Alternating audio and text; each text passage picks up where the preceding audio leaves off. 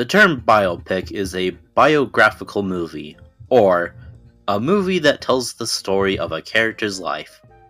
Slang. Now, there are multiple biopics about many people. World leaders, old people, some other people, but what I've seen recently, music people, aka people that made music for a living. And for some strange reason, I've been seeing them everywhere.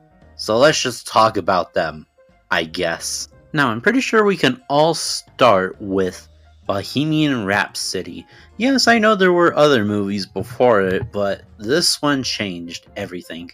One of the last projects from 20th Century Fox before being merged by Disney, it actually ended up being a pretty good box office hit, making over $500 to $700 million. I didn't check how much it made, but it only got okay-ish reviews.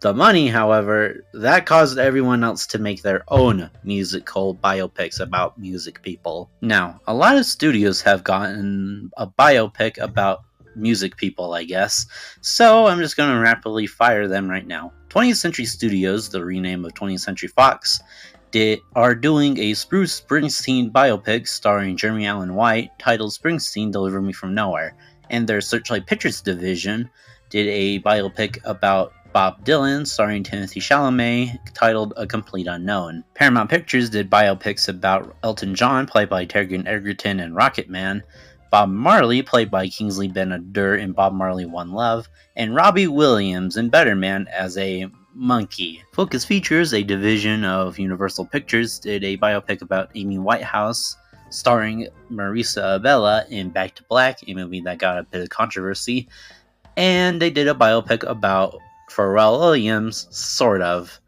It's technically a documentary in Lego called Piece by Piece. Lionsgate did a biopic about Jeremy Camp, a Christian songwriter played by AJ Capa in I Still Believe, and they're currently in the works on their Michael Jackson biopic starring one of Michael Jackson's nephews, Jafar Jackson. Then Sony, underneath the TriStar Pictures division, did a Whitney Houston biopic played by Naomi Aki with I Wanna Dance with Somebody, and the other Sony division, Columbia Pictures, is working on a 4-part Beatles biopic about every single one of the individual members. John Lennon, played by Harris Dickinson, Paul McCartney, played by Paul Mescal, George Harrison, played by Joseph Quinn, and Ringo Starr, played by Barry Keoghan. Warner Brothers Pictures' only biopic is about Elvis Presley, played by Austin Butler. Netflix kinda did a biopic about Jonathan Larson, played by Andrew Garfield, that did Rent and Tick Tick Boom, the movie Tick Tick Boom 2, I guess. And finally, Roku did a biopic about Weird Al Yankovic, starring Daniel Radcliffe. Wait, what's a Roku? And that's all of the movies that came out after Bohemian Rhapsody just to make a little bit of profit. And yeah, some of them did make a profit, but some of them also became box office bombs, so, you know. The real question is, why are they popular besides Bohemian Rhapsody?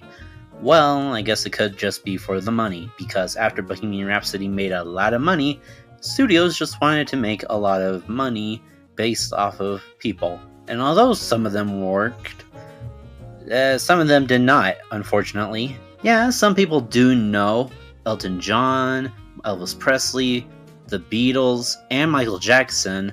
There were quite some questionable choices, like, do people know about Bob Marley, Bruce Springsteen, some other people? But that's all I want to cover for now. Yeah, it might not be much, but I spent most of this video naming biopics you probably know and didn't know. And yeah, there's going to be way more, but, you know, that somewhat answers the question on why we're here, so, I don't know. Go watch someone else's video. Bye.